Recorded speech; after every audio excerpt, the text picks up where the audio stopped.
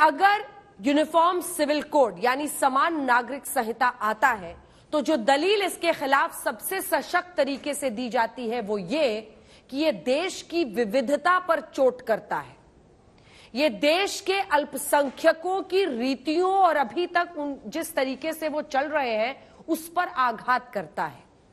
क्या आप इससे असहमत हैं और अगर है तो क्यों?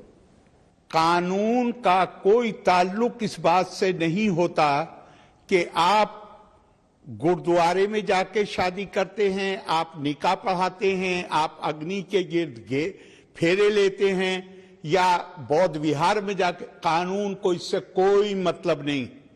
कानून का जो फोकस होता है वो एक चीज पर होता है, रीति रिवाज की समानता पे नहीं होता, न्याय की समानता पे होता है कि अगर सिमिलर सर्कमस्टांसिस में एक जैसी परिस्थितियों में दो लोगों के साथ अलग अलग न्याय नहीं हो सकता। अब हमारा, आपने कहा शुरू में पार्टियों का स्टैंड क्या है, मेरे नजदीक वो महत्वपूर्ण नहीं है। मेरे नजदीक महत्वपूर्ण है कि संविधान का दृष्टिकोण क्या है। संविधान का दृष्टिकोण ये है कि जो अध्याय 4 है संविधान का, जिसमें नीति निर्देशक सिद्धांत बताए गए हैं, उसमें यह कहा गया है कि इन सिद्धांतों को अदालतें तो लागू नहीं कर सकती, लेकिन सरकार इसमें जो सिद्धांत बताए गए हैं वो बुनियादी हैं देश के शासन चलाने में, और सरकार की ये जिम्मेदारी है, राज्य की, ये सरकार की नहीं, राज्य की ये जिम्मेदारी है कि कानून बनाते वक्त इन नीति निर्देशक सिद्धांतों को ध्यान में रखा जाए। और आर्टिकल 44 कहता है कि पूरे देश में एक समान नागरिक संहिता होगी। अब ये समान नागरिक संहिता जो है, ये इससे नहीं, इसका जैसे आपको एक और मिसाल दूं, मानिए इस्लाम में जो पति है उसके लिए यह आवश्यक है कि वो पत्नी को मेहर दे, तो क्या आपका ख्याल है कि यूनिफॉर्म सिविल कोड मेहर देने से मना करेगा? हरगिज भी नहीं। क्या चीज है, आज की तारीख में कोई भी अदालत में जाए, उन मामलों को लेके जो पर्सनल लॉ के तहत आते हैं, तो अदालत पहले उससे ये पूछती है कि तुम्हारी आस्था किस धर्म में है। और इतने से काम नहीं चलता, अगर मुसलमान हैं तो वो उससे पूछेंगे कि तुम हनफी हो, कि तुम शाफई हो, कि मालकी हो, कि हम्बली हो, कि जाफरी हो। तो मुझे जो जिस सब के लिए अलग अलग न्याय, और देश के संविधान में ये तो नीति निर्देशक सिद्धांत है, जो बुनियादी अधिकार हैं। अब मिसाल के तौर पर आर्टिकल 14 है, वो बात करता है विधि के समक्ष समता और समान संरक्षण। न्याय देने में ये भेदभाव नहीं हो सकता कि आपका संबंध किस धर्म से है, आपका संबंध किस संप्रदाय से है, आपका लिंग क्या है, ये भेदभाव नहीं किया जा सकता। इसलिए मेरा मानना है कि माननीय, ये कहा है माननीय प्रधानमंत्री जी ने, लेकिन ये लेट है, इसको जितनी जल्दी से जल्दी हो सकता है इसको आना चाहिए। ठीक है, देखिए विपक्षी पार्टियां और कई एनालिस्ट ये मानते हैं कि यूसीसी अगर बीजेपी लेकर आ रही है तो ये एंटी मुस्लिम है, ये बहुविवाह की मुस्लिम जो इस्लाम में इजाजत है, बहुविवाह के खिलाफ है, ये हलाला के खिलाफ है, इसीलिए ये सरकार इसको चुनावी फायदे के लिए ला रही है। अब चुनावी फायदे पर मुझे पता है राज्यपाल है, आप उस पर नहीं बोलना चाहेंगे, लेकिन क्या यूसीसी एंटी मुस्लिम है?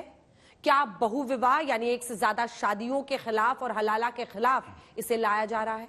कुरान बहुविवाह की इजाजत देता है बहुत ही असाधारण परिस्थितियों में, उसमें भी कंडीशन लागू की गई है और ये कहा गया है कि अगर ये तभी है, और ये भी विवाह की बात करते हुए नहीं है ये प्रावधान, बल्कि ये अनाथ बच्चों के अधिकारों के संरक्षण के संदर्भ में ये आयत आई है कुरान में।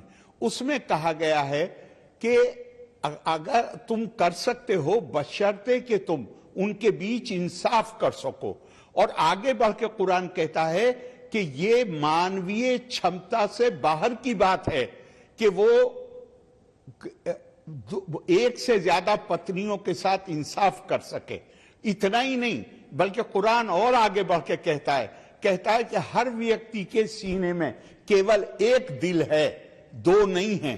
तो इसलिए और एक जगह है जहां कंडीशनल परमिशन है, वो कंडीशनल परमिशन में भी कह दिया एक सिचुएशन होती है जैसे सेकेंड वर्ल्ड वॉर के बाद जर्मनी में हुई, जहां सरकार ने कहा कि महिलाओं से कहा कि जितने जो महिला ज्यादा बच्चे पैदा करेगी उसको राष्ट्रीय सम्मान दिया जाएगा और ये नहीं पूछा जाएगा कि पिता कौन। एक खास परिस्थिति थी जिसमें पुरुषों की तादाद बहुत कम हो गई थी। इसी तरह एक परिस्थिति थी ओहद की जंग के बाद जहां 1/3 मुस्लिम मर्द एक जंग में खत्म हो गए थे। वहां पे अनाथों के अधिकारों की बात करते हुए इसकी इजाजत दी गई, लेकिन साथ में यह कहा गया ये तभी कर सकते हो तुम जब तुम न्याय कर सको। और उससे आगे बढ़ के कहा कि तुम न्याय करने की क्षमता ही नहीं है तुम्हारे अंदर। तो एक तरह से देखिए, और दूसरी तरफ कहा गया वन किहुल अयामा मिनकुम, शादी उससे करो जो शादीशुदा ना हो, जिसकी पहले से शादी ना हुई हो। मैंने पूछा क्या ये मर्दों को केवल पुरुषों को ये निर्देश है? तो कहा नहीं, ग्रामेटिकली ये निर्देश दोनों के लिए है। ये महिला के लिए भी है कि उस पुरुष से शादी करो जो पहले से शादीशुदा ना हो। तो इसलिए मेरे ख्याल से ये कोई रिलीजन तो इसका अधिकार नहीं देता कि आप शादियां करिए, लेकिन एक दूसरी भी व्यवहारिक उसका एस्पेक्ट है, प्रैक्टिकल एस्पेक्ट, और वो ये है कि अगर शादी के बाद कोई किसी से संबंध बना ले, शादी की इजाजत नहीं है दूसरी, लेकिन रोज ऐसे केस आते हैं जहां हिंदू लॉ में शादी जो कोड है उसमें दूसरी शादी की इजाजत नहीं है, लेकिन ऐसे केस सुप्रीम कोर्ट में भी पहुंचे।